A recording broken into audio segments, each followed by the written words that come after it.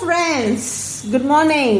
எல்லாரும் சூப்பராக இருப்பீங்கன்னு நினைக்கிறேன். ஸோ நம்மளுடைய ஆக்டிவிட்டீஸில் இன்றைக்கி என்ன ஆக்டிவிட்டி பண்ண போகிறோம், இன்றைக்கி என்ன ஸ்ட்ரெச் பண்ண போகிறோம் அப்படின்னு கேட்டிங்கன்னா, நெக்குக்கான ஆக்டிவிட்டீஸ் தான் பண்ணிகிட்ருக்கோம். ஸோ நெக்குக்கான எக்ஸசைஸ் தான் நம்ம பண்ணிகிட்ருக்கோம் ஃபாலோயிங் ஒரு 5 to 6 டேஸாக. ஸோ இன்றைக்கி வந்து பார்த்திங்கன்னா ஸ்ட்ரென்தனிங் எக்ஸசைஸ் பண்ண போகிறோம். ஸோ ஃபர்ஸ்ட் வந்து பார்த்திங்கன்னா டைனமிக் மூமெண்ட்ஸ் பண்ணோம், அதுக்கப்புறம் ஸ்ட்ரெச் பண்ணோம். ஸோ இப்போ தேர்ட் கேட்டகரியில் வந்து பார்த்திங்கன்னா ஸ்ட்ரென்தனிங் எக்ஸசைஸ், அதாவது ஃபர்ஸ்ட் வந்து அது வந்து ஃப்ரீயாக இருக்கிறதுக்காக மொபிலைஸ் பண்ணுறதுக்காக மூமெண்ட்ஸ் பண்ணோம். அதுக்கப்புறம் அந்த மசில்ஸ்லாம் வந்து ஸ்டிஃப்னஸ் இல்லாமல் ஃப்ரீயாக இருக்கிறதுக்காக ஸ்ட்ரெச் பண்ணோம். இப்போ வந்து அந்த மசில்ஸ்லாம் நல்லா ஸ்ட்ரென்தன் ஆகணும் இல்லைங்களா?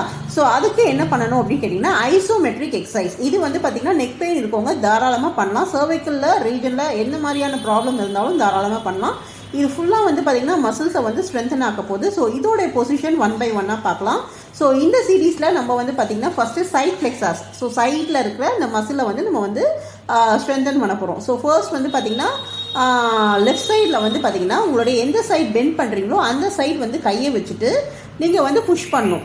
இந்த கை வந்து உங்களை வந்து என்ன பண்ணணும், அதை வந்து அகெயின்ஸ்டாக வந்து ஹோல்ட் பண்ணிக்கணும். அப்படி ஹோல்ட் பண்ணும்போது என்ன ஆகும்னு பார்த்தீங்கன்னா ஆப்போசிட் ரியாக்ஷன் ஒரு ஃபோர்ஸ் நடக்கும்போது ஆட்டோமேட்டிக்காக அந்த சைடில் இருக்க மசில் சர்வைக்கல் ஃப்ளெக்ஸாஸ் எல்லாமே வந்து பார்த்திங்கன்னா சைட் ஃப்ளெக்ஸாஸ் எல்லாமே வந்து பார்த்திங்கன்னா நல்லா ஸ்ட்ரென்தன் ஆகும். இதே பொசிஷனில் வந்து பார்த்திங்கன்னா நம்ம என்ன பண்ணியிருப்போம், ஸ்ட்ரெச் பண்ணியிருப்போம் இல்லைங்களா? ஸ்ட்ரெச் பண்ணும்போது ஜஸ்ட்டு புல் பண்ணியிருப்போம். இதை வந்து என்ன பண்ணோம்னா ஜஸ்ட்டு ஹோல்ட் பண்ணிவிட்டு 15 to 30 செகண்ட்ஸ் வந்து கவுண்ட் பண்ணணும். ஸ்லோவாக கவுண்ட் பண்ணணும். 1 2 3 4 5. ஸோ இந்த ஃபேஸில் ஒரு 15 செகண்ட்ஸ். ஆனால் சும்மா கையை வச்சுட்டு நானும் கவுண்ட் பண்ணுறேன்னு சொல்லிட்டு கவுண்ட் பண்ணக்கூடாதுங்க.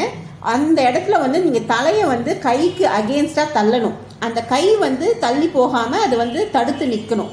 அப்போ தான் அங்கே அந்த சரௌண்டிங்கில் சுற்றி இருக்கிற மசில்ஸ், அதாவது சைடு ஃப்ளெக்ஸஸ், இந்த சைடு நீங்கள் வந்து பெண்ட் பண்ணிங்கன்னா அதெல்லாம் சைட் ஃப்ளெக்ஸாஸ்ன்னு சொல்லுவாங்க.